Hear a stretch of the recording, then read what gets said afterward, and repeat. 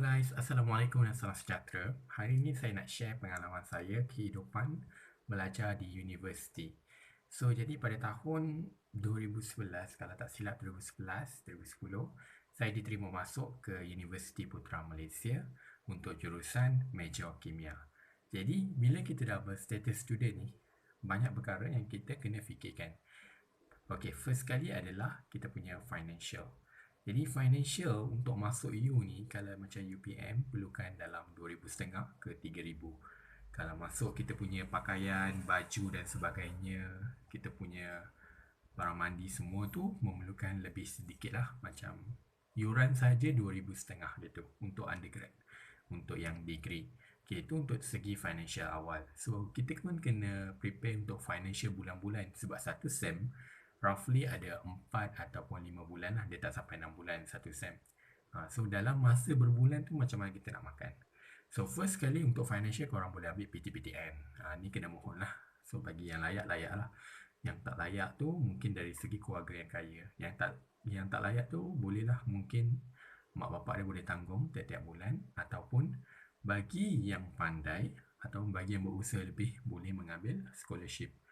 Untuk saya share, sebenarnya banyak di scholarship. Ada JPA, ada Mandarin Science. Dulu saya dapat beasiswa khas tenaga akademik IPTA. Sebulan dalam 600, 700 lah gitu. Dan dia cover juga untuk yuran. So banyak kena explore lah. Tu kena Google banyak. Tu enough untuk segi financial. Okay, dan bagi mereka yang tidak berkemampuan, banyak juga dia boleh lakukan. Zaman sekarang kan dah ada Foodpanda, dah boleh buat Grab. Okay, zaman sekarang juga dah boleh buat part time. So selain tu, korang boleh masuk sukarelawan sukses, polis. Korang masuk, korang dapat allowance 1 jam dalam RM6 ke RM8. Boleh masuk Palapes ataupun ada lagi satu yang pakai baju biru, tak ingat apa. Jabatan Pertahanan Awam. Macam itulah, JPAM. Okay, enough dekat financial. Then kita pergi kepada apa yang kita perlukan. Okay, dia ikut course dan ikut U. Ada U, degree tu 4 tahun. Ada yang 3 tahun. Untuk UPM sendiri, dia adalah 4 tahun. So, dalam 4 tahun ni, dia bagi sem-sem. Jadi, dalam 4 tahun ni, ada 8 semester. Okay, dalam 8 semester ni, korang kena score lah. Untuk dapat kerja yang baik.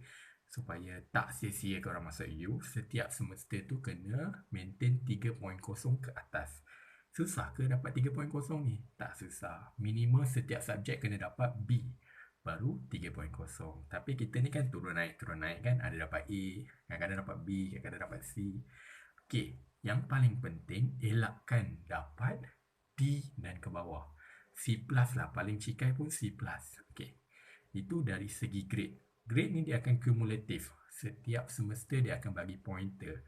So akan dapat mungkin 3.3, 3.4, bagi yang pandai 3.75 dan dapatlah first class. First class ialah 3.75 ke atas. Okey, dan dari segi pelajaran ni dia berbeza dengan dekat sekolah. So janganlah kita macam culture shock. Okey. Jadi dekat U ni cara belajar dia, siapa yang pernah masuk matrik dia lebih similar kepada matrik.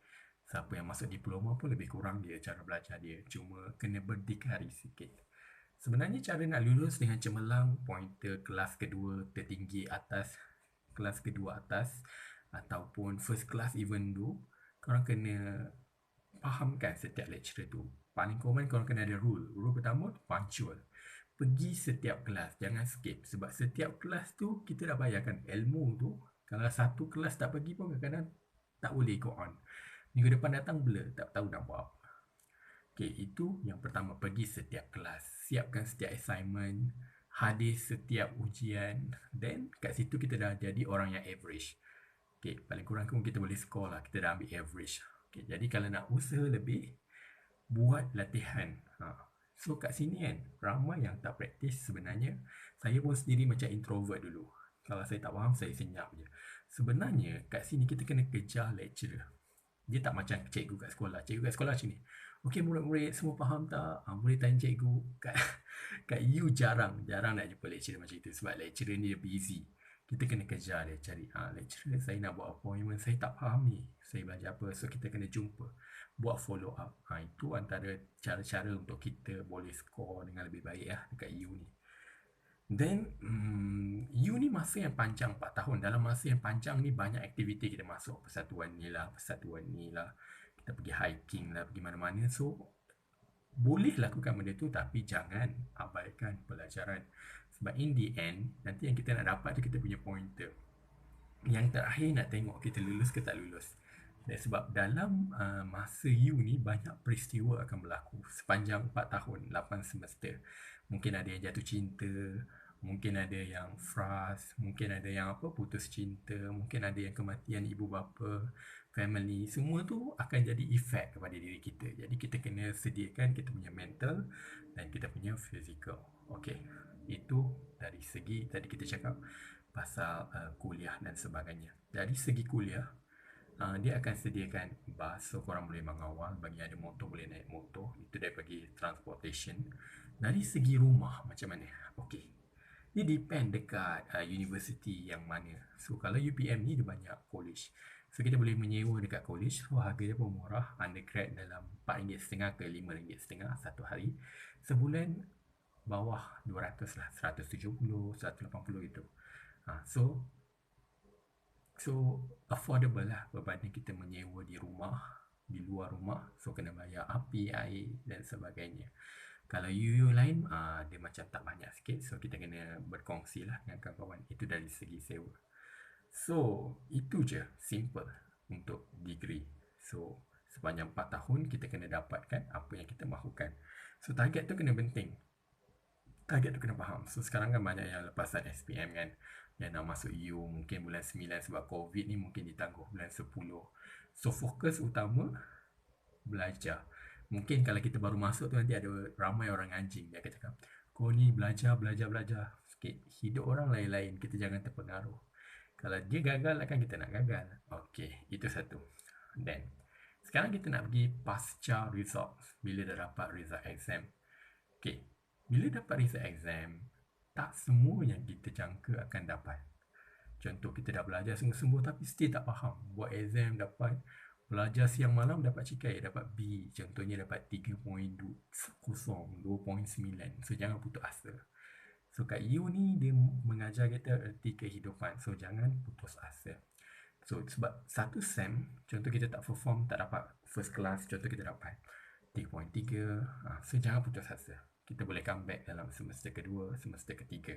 So dia dalam flow yang 8 semester tu, jangan ada satu semester kantoi. Jangan ada satu semester kita leka. Okay. Kalau nak lag pun 3.2, 3.3 pun okey je. So depend dekat kejaya yang korang pilih. Korang nak jadi apa. Macam course saya, major kimia kan ramai akan target masuk kilang-kilang, jadi QC, mungkin akan ramai jadi ahli kimia, ramai akan jadi ni. So diorang akan target more than 3 lah. So first fokus. So fokus tu akan melahirkan apa yang korang mahukan. Dan plan lah masa korang. Kat sini lah korang nak plan masa korang. Korang nak bangun pukul berapa, balik kelas nanti nak buat ulang kaji ke. So kena plan. Kalau nak main game sampai pukul berapa, takut pagi tak bangun dan sebagainya. Jadi tu je perkongsian untuk pengalaman saya masuk universiti. First kena ada financial. Depend lah. Kalau family berada tak apalah, family dah tolong. Kalau yang tak ada, kena prepare financial. Lepas SPM tu kalau boleh kerja, kumpul duit. Tu financial. Second, kena fokus. Sepanjang 4 tahun ni, belajar. Okay, ada aktiviti side tu untuk release stress. Boleh masuk persatuan, pergi hiking, pergi berkemah dan sebagainya, boleh. Tapi, study always first. And third, korang kena prepare. Prepare and prepare. Dan jangan menyesal. Kalau dapat result yang teruk, ulang kaji lagi. Okay, itu je untuk yang saya nak share untuk korang semua. So, hope the best bagi yang akan masuk bulan 10 ni. So, belajar rajin-rajin. Semoga korang punya impian tercapai. Okay, bye. Nå helgen nærmer seg, spør alle hva jeg gjør da. Jeg hitter kløden som om hverdag var en lø